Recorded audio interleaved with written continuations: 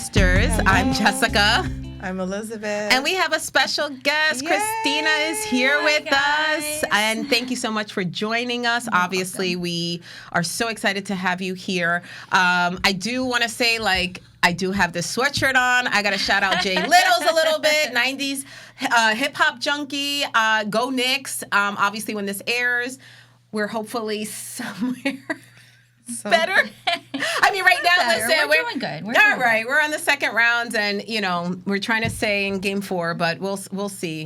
I did this last year. I had my Ewing jersey on. Yeah. All right, we're hopeful this year. Yes. That's it. Fingers crossed. I don't need this. We don't need the negative We're here. energy. We're here. We're trying. We're trying, but we're also realistic, right? True plans. But we wanted to have Kristina to come on. We asked Kristina to come on because we were talking obviously about grief and grieving. And just obviously everyone faces grief, right? Like we are all going to lose someone. We are all going to, but some things are just a little bit more tragic than others. Some things are a little bit more eye-opening than others. What was your first experience when it came to grief? Well, actually, first, do you want to introduce yourself? I'm sorry, my bad. It's just that we know each other forever, so it's like... Sure, Go ahead. of course. My name is Kristina. I've been friends with Jess and I've known Elizabeth both since high school, and it's been 20-something plus years. We don't have to right? do the math, no. We're not No, doing because math. usually then everyone's like, wow, She means really? that. You look good. I'm Yeah. like, yeah. We'll take it. You know what? We'll take it. We'll take it. We'll take it. It's been a while since high school, but I'm a mom, I'm an educator, I'm a volunteer, all the things, right? Yeah. So, as you said, grief, we all experience grief, Mm-hmm. right? And your first question was, what was the first time I've experienced grief? I would say the first time that I've experienced grief was when I was a kid, when I was 11, when I lost my grandmother. But it was in a way that I was a kid. Right. So I cried, and I cried a lot, but I didn't understand the emotion. Right. So I would say the first time I experienced real grief was losing my daughter, Olivia. Yeah. So that was the time that it hit me hard and just changed my life. Do you want to talk a little bit about that and kind of share your story when it comes to that? Sure. And it feels kind of special to record this weekend, even though it's not airing I was this just thinking weekend, Yeah. about that. right? Yeah. So for me, Mother's Day is tricky. Even though I do have 2 more children, it's tricky because then people recognize only The physical. The physical. So, like saying I'm technically a mom of 3, but everyone in any type of conversation, they're saying I'm a mom of 2, and I do it myself because then you see 2, and then you're like, all right, so you're Right. saying you're a mom of 3. And then it also opens you up too. Yeah. Then you're like, then now I have to go into a story and explain Yes. everything else that happened. Yes. So at that time, well, he's now my ex-husband, but her dad, we decided after 5 years of marriage, we were going to try to have a child, and it was exciting, right? Right. 20-something years old, we've come to this other stage. Now we have the house. We're both in our The careers. American dream. huh? What's the next step, right? Right. So the next step was, I think I'm ready to have a child, and Right. we both came to that decision that it was time, and so I got pregnant first go around. I was like, oh shit, Yeah. Yep. that was fast. Yeah. Right. That's No. surprising. No, not a lot of trying there. Right. But, Right. So we got pregnant with her, and I was on cloud 9. Our first baby, we found out she was a girl. Everything was going well, and then I went to my doctor's appointment to just have a checkup, and that's just kind of where it went downhill. So I was not feeling well, probably like 2 days like before, but it's just like my doctor was like, it's okay, like you'll have a headache, like just like you're not going to be feeling yourself. I'm like, are you sure? And she said yes. So that was that. Went to the doctors for a regular routine checkup, and I kind of knew something wasn't really right because the lady taking the sonogram, she was just very different this time. And she was just, like, looking and, like, not talking, and then, like, looking, not talking, and then went outside of the room. Like, she wouldn't, usually they talk engage and they in a laugh. conversation, and it's fun. And my ex-husband at the time, he was running late, so at that time it was just me in the room. And she comes in, and then the doctor comes in, and I'm like, why the fuck is the doctor coming in? And then she asked where Patrick was, and I said he's on his way, he's running late. And she's like, okay, we're just gonna wait a few minutes or whatever. And then they just told me there was no heartbeat, and I guess I wasn't really comprehending, like, I'm like, what? oh, okay, so you can't find the heartbeat? Like, Right. is it coming? Right. Like, are you sure? Like, do you need to, like, they say that there are stages of grief, and I'm like, all right. And then there was no heartbeat, and then it was just kind of went downhill from there. I'm not sure exactly what was said. I'm sure, like, maybe, long story short, they said that either she'll pass on, I'll go into labor by myself. Yeah. Or I can just get admitted to the emergency room and just have the END. But I had the option of getting a C-section or going through delivery, and I chose to go through a regular delivery. So. Wow. We're so sorry. The strength that you had, holy moly. Yeah, so it was it was different, right? Because it wasn't like I had a kid and then I lost. Right. So it was my first experience giving birth was giving birth to her a stillborn. I had a stillborn. Right. Wow. So they call it stillborn because you're delivering your baby, but still. Yeah. Right. So. Right. Now, do you feel like during that time, like you had enough support? Because it just brings me back to Yanelle, that she was here, that she also had a similar situation, that she also came up with, Speak Up, and like, just have all the resources there for when you do have a pregnancy loss. Like, did you, at that time, do you feel like there was enough support? Because, like, although it's very different, but it's parallel in the sense of, like, we were looking for resources for sibling loss. Do you feel like there was enough resources for pregnancy loss? Looking back, it's such a quick moment. Like, you're not even thinking about what resources you need at that moment. You don't know what you need. You don't know what you need, right? You're now delivering a baby. Now they're asking you, do you want to name your baby? Do you you need to plan a funeral for your baby and all of these things. So at that moment, I wasn't really thinking about. You're like in a state of shock. Yeah, almost. what I needed. It was now, what do I need to make sure that, like, what's the proper thing for Olivia, right? So I named her Olivia. We named her Olivia. And so at that moment, no. I wasn't thinking about the support, but weeks leading up to it, it was just so much and so many people that you have to tell, because now you're pregnant, now you're not, now you're going to play. Like, it was like you had to continue to say that you lost your baby. So those moments after, at the quick moments, it wasn't, I was looking for that. But then I just researched online, and I just, I put myself into therapy because it was the most devastating thing. Absolutely. Right? So, I can imagine. So for me, it was, being an educator in that role, I understand what mental health is, and I understand you need to take care of your mental health. And at that point, I was at 0. Right.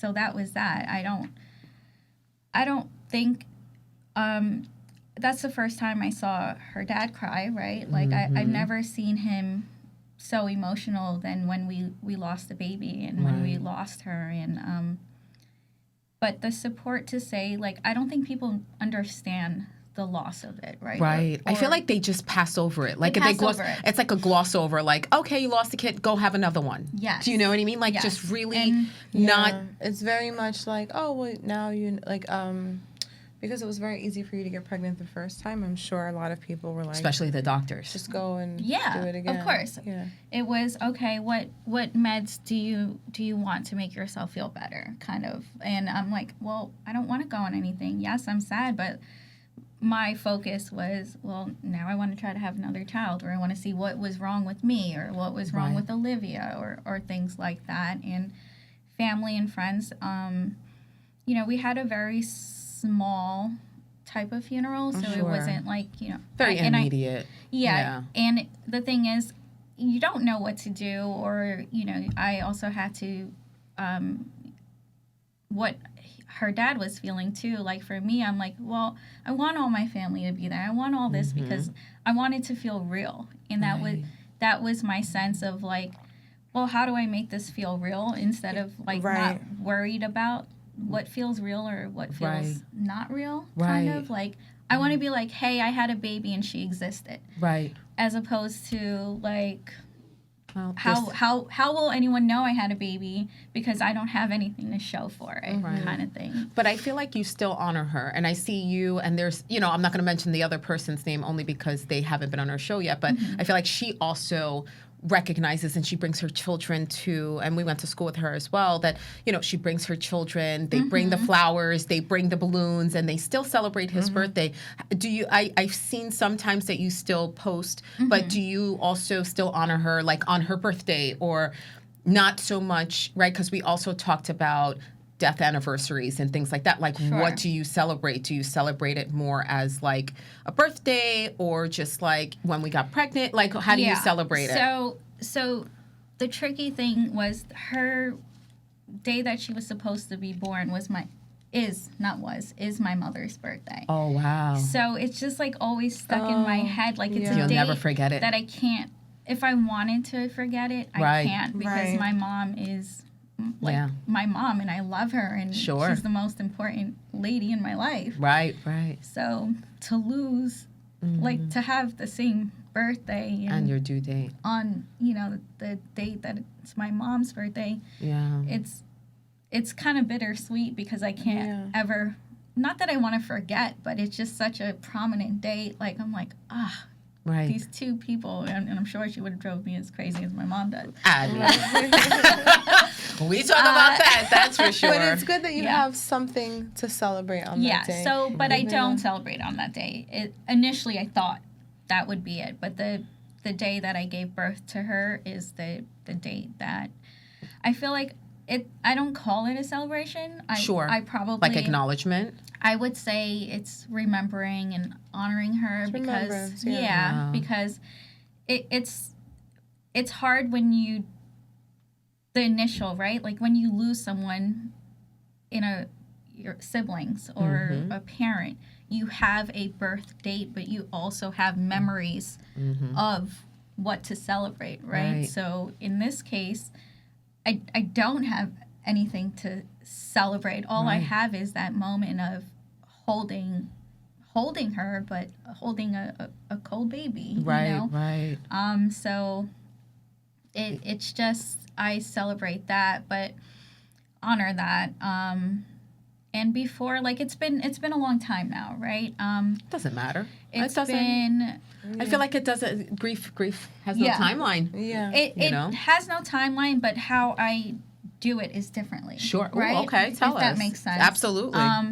So in the beginning, when I was married, and Mason was my second born, and when he's the rainbow baby, he came along. It was like, all right, we're all going to the gravesite. We're all putting the balloons up. We're all getting the flowers. We're all doing this. And so that was, that was the tradition up until my divorce. And then I think after my divorce, he came for a little bit, and I just kind of like wanted to grasp onto like this tradition, like, well, your mom and your dad is here and your brother's here, and like kind of like not forcing, but like kind of, You're still holding on to that. or it'd be like, well, can you come with me? Or like, Mason, you're coming with me. So it was like a process of trying to still have that tradition. Sure. And when life changed for me, you have to change traditions, right? You have to change the way you do things. So after her 10th anniversary, I said to myself, I'm not going to ask anyone to honor her or to celebrate her or to do anything. What I do for her is only for me. Right. And a big part of the grieving process is to understand that people will never understand what you're feeling. No. And you if that makes sense. That's the clip right there. Right? Like, they won't. And then you're forcing someone to be in this moment and with you. And it's not that they're going to say no, right? But, like, you shouldn't have to always, like, not that I'm forcing someone's hand, but if it's not as important, or if that's not, or if they've chosen a different way. Yes. If they've chosen a different way, or even just say, like, I'm at peace knowing that she's at peace, and you know, Pat's doing his own thing, and you know, Mason's doing his own thing, like, because he doesn't have a relationship. Exactly. Like, I feel like it's just different with the mother and child. You know, yeah, it's different, and I not that it's not important, but the way that people grieve, it doesn't have to be the way that I grieve. Correct. So if my thing is to be there, you know, it's October 28th, to be there that date, then I'm going to be there, right? I don't expect my best friend to be there. I don't expect my mother to be there. I don't expect you my have no dad expectations, because you already know what happens with expectations. Yes. Lots of disappointments. And it's true, because, right, you sit there, you expect all these people to be there for you. You know, after the first year, you know, what happens after the first year? Everybody, it's gone. You don't have that support anymore. So now, fast forward 10 years later, 12 years later, you know, if you have that, I mean, if they show up, it's like, all right, this is amazing. Thank you so much. Like, this really means a lot more. But if they don't, it's just like between you. It's kind of like, I always say, like, your relationship between you and God, or you and the universe, or whatever you believe in. That is your relationship. If you want to include other people, that's exactly. And I did have, like, my best friend Amanda, like, say, I'll go with you, like, it's okay. But then I finally, like, after that 10th anniversary, I was like, you know what, I need to start this process by myself. Right. Like, I have to understand. Amanda's a Lincoln School girl too. We know Amanda.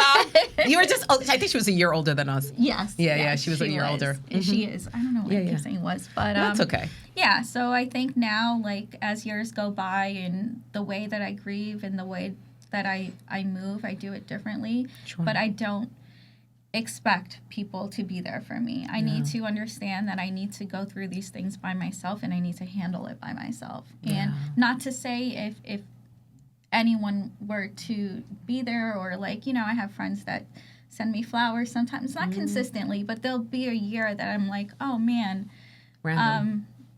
someone else isn't thinking about her, right? Because I think I'm like, I'm probably the only one. Right. But then things happen, or moments. For example, I belong to a foundation called Bella Kind.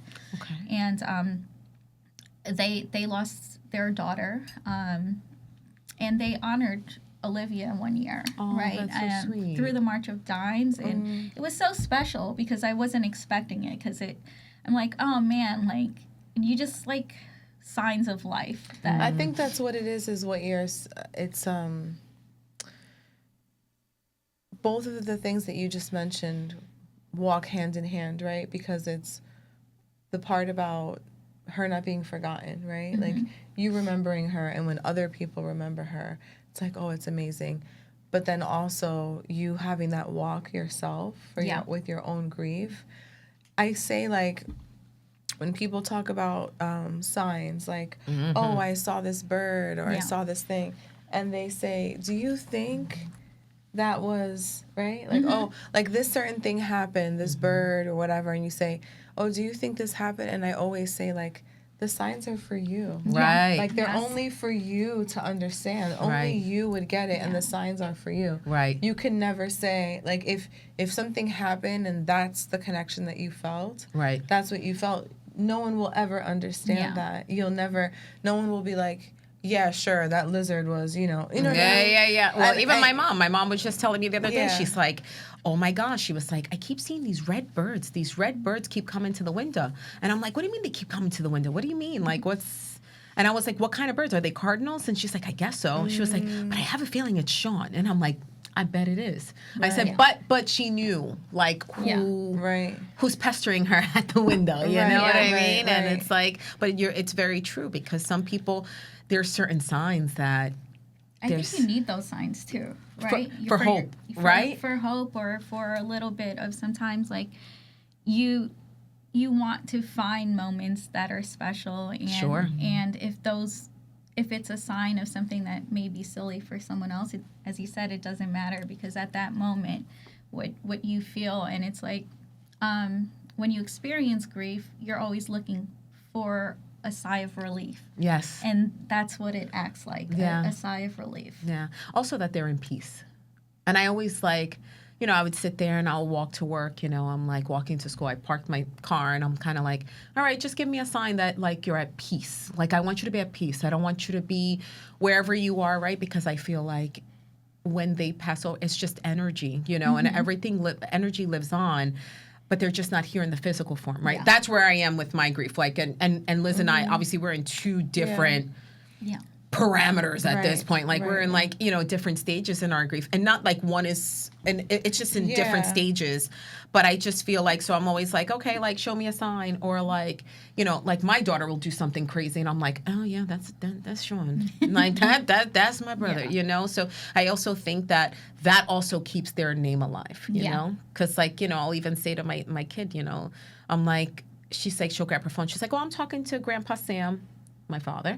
And I'm like, oh, okay. I said, tell him I said hi. She's like, okay. And Uncle Sean said hi too. And I'm like, oh, okay. Tell him I said hi too. She goes, yeah, they're in heaven. I said, yes, they are. They're in heaven. Cause I have like a little shelf, and it's like my brother, and then I have my brother from Ghana there, and then like my Aunt Rosie's, and like, Yeah. it's like kind of like, I don't want to say like a little niche, but it's like, it just, they're Right. pictures, Yeah. and like she recognizes who they are, which is Sure. really interesting, you Yeah. know. And I know that we kind of talked about a little bit of different areas of grief, and you had said like you had different experiences with grief. I know that your cousin / brother just passed, and he's going on his second year. So this is this is what I was saying to Liz. I said, Yeah. I think he's going on his second year only because it was very similar Similar to the times. timeline. I mean, my dad and Liz's sister were 2 days apart. You yeah. know, Yeah.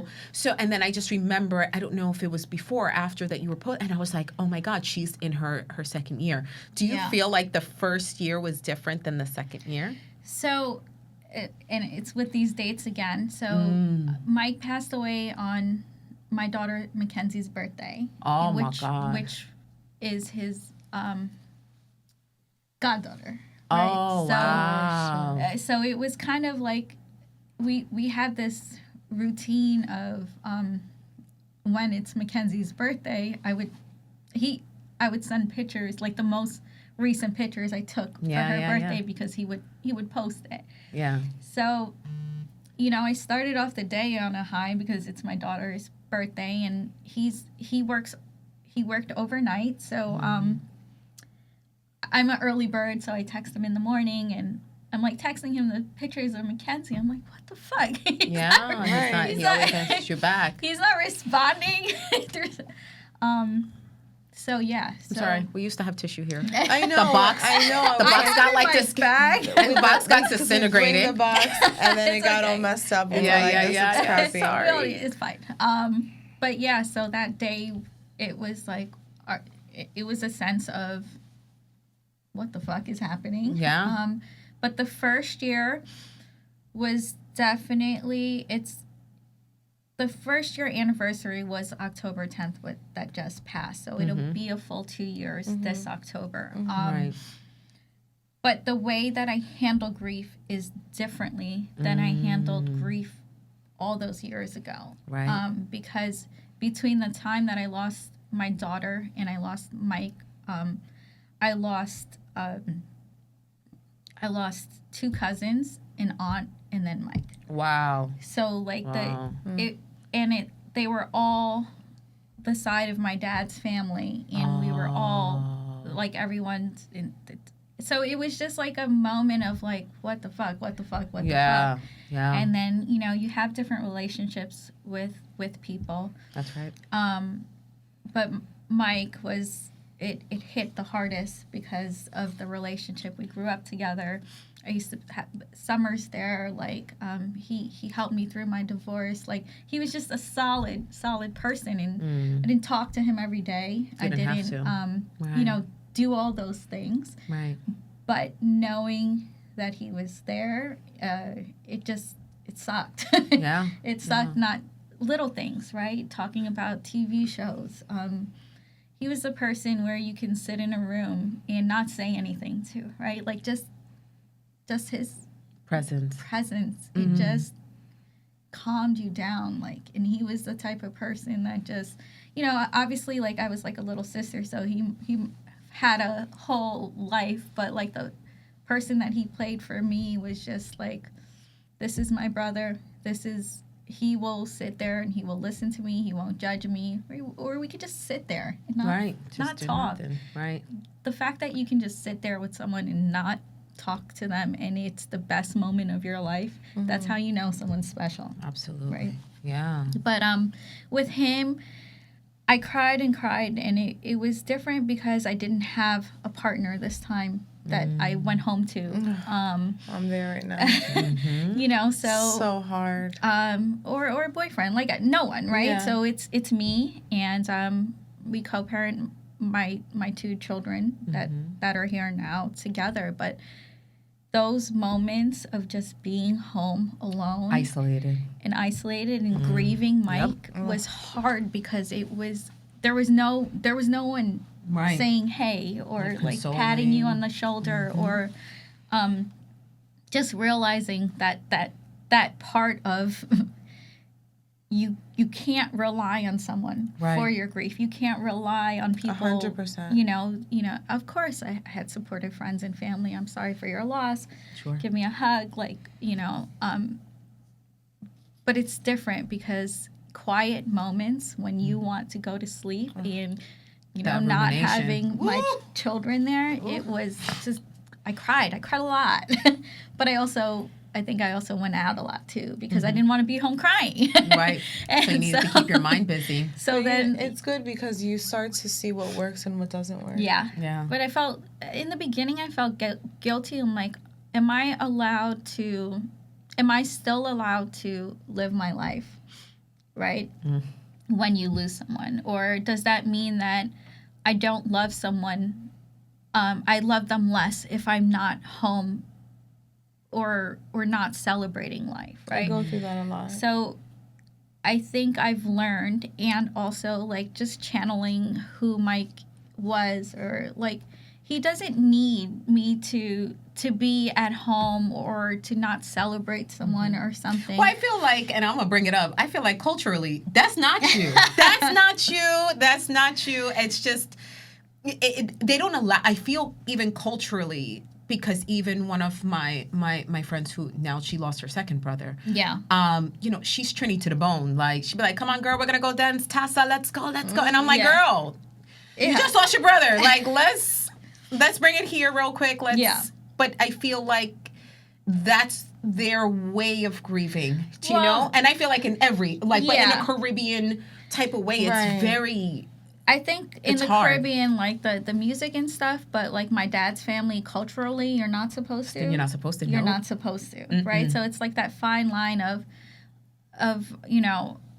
respecting someone's religion, and then and also like not respecting, but like it's just such an internal battle. Yes. Of how to handle grief, or if people are thinking you're not handling it the right way, or why do you look so happy, or all these things, right? But we've talked about that. We've talked about that in great depth, because it's like people are like, okay, well, what is grief supposed to look like? That's the thing. It's like grief looks like your life, how it's always looked like your life. It's just completely different for us. Yeah. And I think social media, too, really Yeah, I mean, plays a big part, unfortunately. It's difficult because it's like you want to enjoy your life and you want to post the happy moments.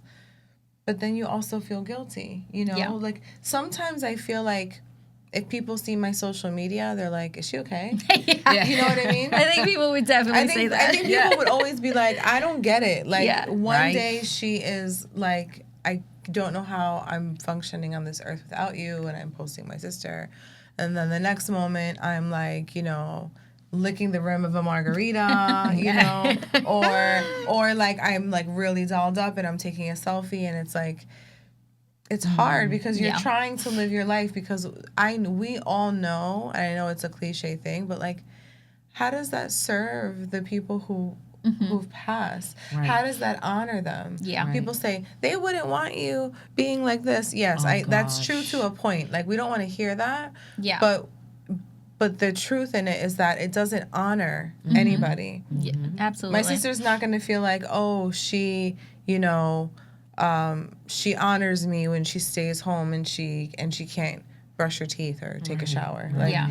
Right. Exactly. that there's Right. no way. She'd be like, What are you doing? you got 3 dudes in your phone trying to take you out. Like, why are you not outside? Like, That's such a why Nat- are you not drinking on somebody's the tab? things Like, that Nat would say. Yes. I'm gonna say it. I joined a dating app once Oh for my 5 gosh. minutes. I went on one date, and the guy was like, "I want to take you on a date," and I was like, "Oh, my sister's in town," and he was like, "Bring her." Oh, And so wow. the one date that I had on Bumble, I brought my sister.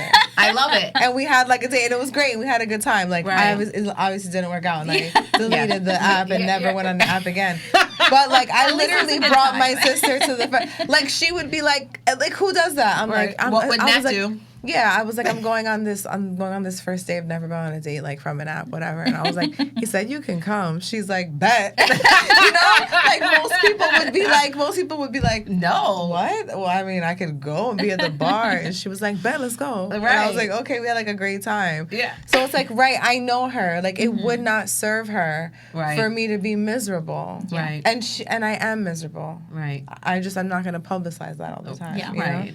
And that's another thing, right? Publicizing it, right? It's like, again, to what societal standards do you have to show people how much you're grieving? Like, you know, after a while, I stopped posting my brother, or I stopped, and not even because the pictures ran out, because I have endless pictures. But then I'm like, you know what? I want to keep these pictures for me.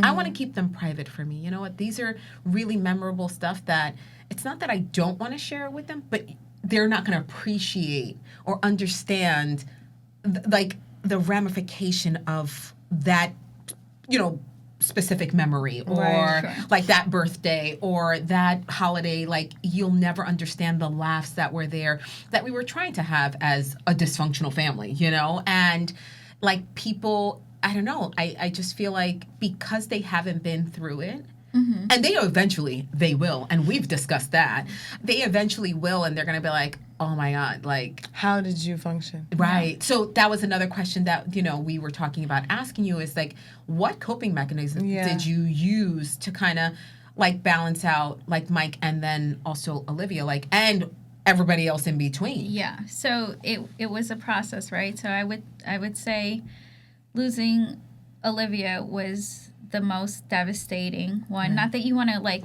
There's no order, levels, yeah. right? Just being able to bounce back. But then we had Mason like a year later, so I was Wow. like focused so much on Being for a new me mom. being a new mom, being a wife, and just like I think I was just like obsessed with making sure that my son nothing would happen to him, right? So And it's then like, you have those intrusive thoughts, that Yeah. all that postpartum. Oh, listen. it was wild, right? Meh. And then I lost my cousin Chris when Mace was 2 years old, and he was young. He was 25. Wow. And I always say this, and people think that I'm, you know, crazy, but like, so his 25th birthday, he's like, Chris, like, and at that point I didn't drink.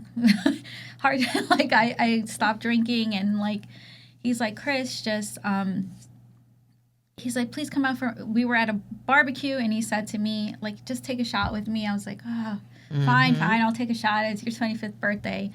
And then he's like, my birthday's coming up.